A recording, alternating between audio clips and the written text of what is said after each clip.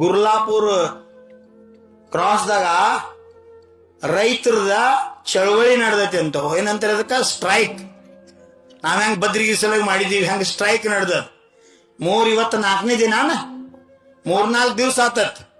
ಇನ್ನಾದ್ರೂ ಏನೋ ಸಪೋರ್ಟ್ ಸಿಗ್ವಾತ್ ಅವ್ರಿಗೆ ಅಂತ ವಿಚಾರ ಮಾಡ್ರಿ. ಇದು ಬಹಳ ದೊಡ್ಡ ದುರ್ಭಾಗ್ಯ ಅಂತನ್ನ. ಯಾವ ದೇಶದ ಬೆನ್ನೆಲುಬು ನಾವು ರೈತರ ಅಂತ ಕರಿತೀವಿ, ಹಿಂದೆ ಕೊರೋನಾ ಕಾಲದಾಗ ಎಲ್ಲಾ ಬಂದು ಬಿದ್ದು ಸಾಲಿ ಕಾಲೇಜ ಎಲ್ಲ A to Z. ಕರೆ ಜಗತ್ನಾಗ ಅನ್ನದಾತರ ಸ್ಟ್ರೈಕ್ ಮಾಡಿ ಅನ್ನನ ಬಿತ್ತುದು ಬಂದ್ ಮಾಡ್ರಂದ್ರ ಜಗತ್ನಾಗ ಯಾರು ಬದುಕಕ್ ಸಾಧ್ಯತೆನು? ಅದಕ್ಕೆ ಯಾವ ದೇಶದಾಗ ರೈತರಿಗೆ ಉಳಿಗಾಲಿಲ್ಲ, ಯಾವ ದೇಶದಾಗ ಯಾವ ನಾಡಿನಾಗ ರೈತರಿಗೆ ರಕ್ಷಣೆ ಇಲ್ಲ, ಆ ದೇಶ ಆ ನಾಡು ಆದಷ್ಟು ಬೇಗ ದರಿದ್ರತಾ ಪ್ರಾಪ್ತಿ ಮಾಡ್ಕೋತದಂತ. ನಮ್ಮ ರಾಜ್ಯ ನಮ್ಮ ದೇಶ ಶ್ರೀಮಂತ ಆಗಿರ್ಬೇಕಂದ್ರ ನಮ್ಮ ರಾಜ್ಯದೊಳಗ ದೇಶದೊಳಗ ರೈತರ ಮೊದಲು ಸಬಲರಾಗಬೇಕು, ಅವ್ರು ಶ್ರೀಮಂತರಾಗಬೇಕು, ಅವ್ರಿಗೆ ನಾವು ಹೆಚ್ಚಿನ ಆದ್ಯತೆ ಕೊಡಬೇಕು. ಅವ್ರು ಸಬಲರಾದ್ರಂದ್ರ ಇಡೀ ದೇಶ ಸಬಲ ಆಗ್ತದ, ಇಡೀ ರಾಷ್ಟ್ರ ಸಬಲ ಆಗ್ತದ. ಅದಕ್ಕ ಅವ್ರು ಕೇಳುವುದು ದೊಡ್ಡದಲ್ಲ, ಅವ್ರು ಕೇಳೋಕ್ಕಿಂತ ಮೊದಲು ನಾವು ಕೊಡಬೇಕು. ಮಹಾರಾಷ್ಟ್ರದಾಗ ಇವತ್ತು ಚಾಲು ಐತೆ 3450 3450 ರೂಪಾಯಿ ಒಂದು ಟನ್ಕ್ಕೆ ಬಿಲ್ ಕೊಡ್ತಾರಂತ ಮಹಾರಾಷ್ಟ್ರ. ಅದು ಭಾರತದಾಗ. ನಮ್ಮಲ್ಲಿ ಯಾಕೆ ಸಾಧ್ಯ ಇಲ್ಲ?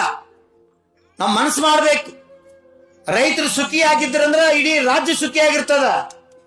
ರೈತರು ಸುಖಿ ಆಗಿದ್ರೆ ನಮ್ಮ ಸೈನಿಕರು ಸುಖಿ ಆಗಿರ್ತಾರ. ನಮ್ಮ ಸೈನಿಕರು ಸುಖಿ ಆಗಿದ್ರೆ ಇಡೀ ಅಖಂಡ ಭಾರತ ಸುಖಿ ಆಗಿರ್ತದ.